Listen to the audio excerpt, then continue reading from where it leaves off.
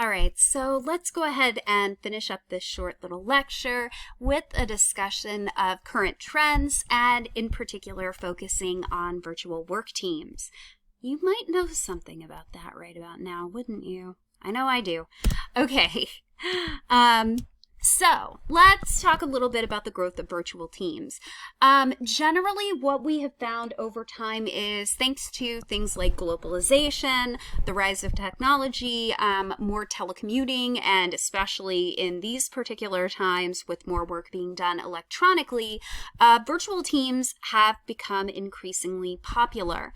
And typically, these teams will be comprised of members who work in different cities.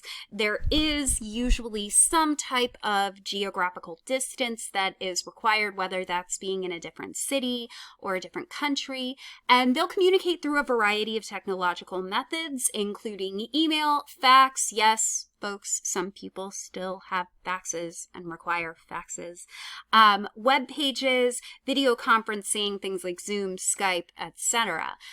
What's really critical is that there might be some face-to-face meetings here, but by and large, those are the exception and generally not the rule. Face-to-face meetings are pretty rare here. One of the big advantages of this is that you can meet regardless of things like location, time zone, weather, etc. But obviously, this is what's going to be critical. Communication and organization are ultimately fundamental. What do we consider a requirement for a virtual team? Generally, at a minimum, there does need to be some sort of computer-mediated communication. One of the things that I find kind of interesting about this is that the more computer-mediated communication that you have, there does seem to be a bit of a tipping point where involvement does tend to reduce a bit with virtual teams. So generally, the more computer-mediated communication you have, generally the less that people tend to like it. And I know some of you are probably sitting there nodding your heads going, well, duh, Dr. Gilchrist, I could have told you that, because you're all kind of going through this now. And that's really fair. Computer-mediated communication, by and large, I can understand if it's not exactly what you're kind of hoping for. There was a recent study by Johnson and colleagues back in 2009 that found that generally, computer-mediated communication for work or for school, at least 90% of the time, does reduce levels of positive affect. People tend to not like it. It does affect task effectiveness, and it might also negatively affect affective commitment. So generally, you may find that the more computer-mediated communication you have, the less you tend to like what you're doing. And I know that speaking with some of my students, this has been something that's really critical. You liked learning, you liked being in classes, but now that we're all doing this via the internet, it doesn't really have that same quality, and it probably makes you like it a little bit less. So we do have to have some amount of computer-mediated communication. It's kind of clear that there is a tipping point where it's just too much. So you need to be able to find a healthy balance between those face-to-face meetings and computer-mediated communication. There should be some degree of geographic dispersion, and you can basically think of pure virtual teams as being one end of a larger continuum with face-to-face on the other end. So for example, back on campus, even though I have a lot of face-to-face time with you, I do still have some computer-mediated communication, whether that's through emails or posting lecture slides online or screencasting.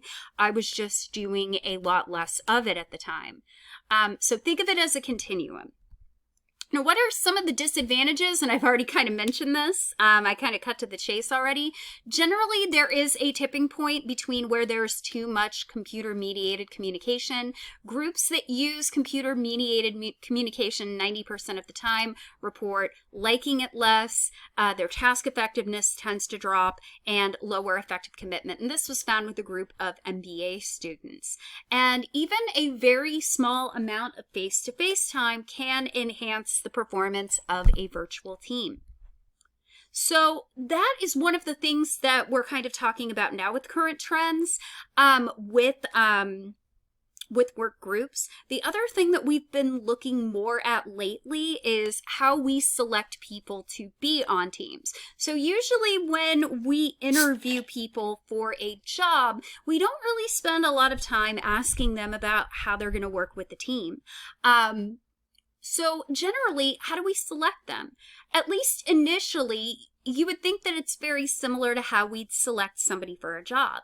Do a job analysis, test the relevant KSAOs, and utilize selection measures. Now, that's all well and good, but if you're working in a team, there are some other skills that you need that a job analysis may not necessarily, for an individual job, may not necessarily help. We actually want somebody cooperative who wants to work on a team, and that really seems to be the biggest factor. Generally, work team performance is largely predicted by preferences for and attitudes about working in groups. You want to see if a group works effectively? Ask every member of that group how they feel about group work, and generally, if they don't like it, you're not going to get good group performance. Additionally, it's also strongly predicted by the perceptions of group confidence and group ability. A few other predictors of work team performance, again, personality characteristics do seem to play a role here. You generally want to select team members with higher levels of general mental ability because in general cognitive ability seems to be very highly correlated with job performance across the board. You want good conscientiousness. You want agreeableness. You need people who can actually work with you and don't mind working with you. They also need to be pretty high in emotional stability. That is, they shouldn't be high in neuroticism. They should be low in neuroticism. All of these personality traits will improve team performance. Additionally, you should be looking for team-based KSAOs, such as conflict resolution, collaborative problem solving, communication, goal setting, performance management, planning, and task coordination. Barrick and colleagues actually found in 1998 that selecting people for your team is critical. If you have even one member who is low in agreeableness, conscientiousness, or low in extroversion, and they're not being open with that communication, that can create additional stress and decreased performance.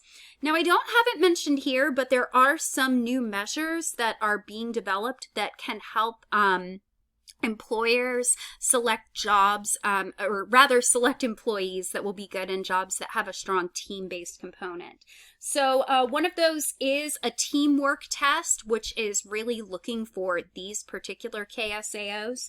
Another one that's really come out pretty recently as of 2008 is the team role test. So what do you understand about the role you play in your team? Do you understand what other roles other people are playing on the team?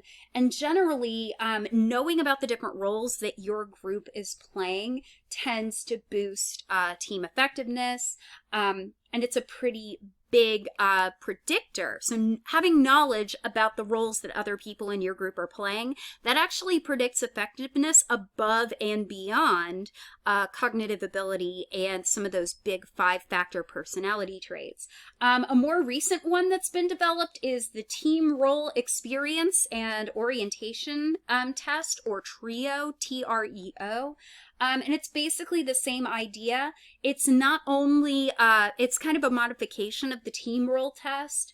It measures orientation, past behaviors, predispositions, in addition to looking at team knowledge of roles. That was developed in 2015, so obviously some more work needs to be done on it, but there are selection measures that are being developed that look at some of the KSAOs that might be necessary for working well on a team. So that's really all I have this week. We will talk about leadership next week. I figured you wouldn't mind a little break on the lectures after your third exam. You do have a couple of homework assignments and a journal coming up, so I want to give you time to finish those. Have a wonderful week, and I will see you next time.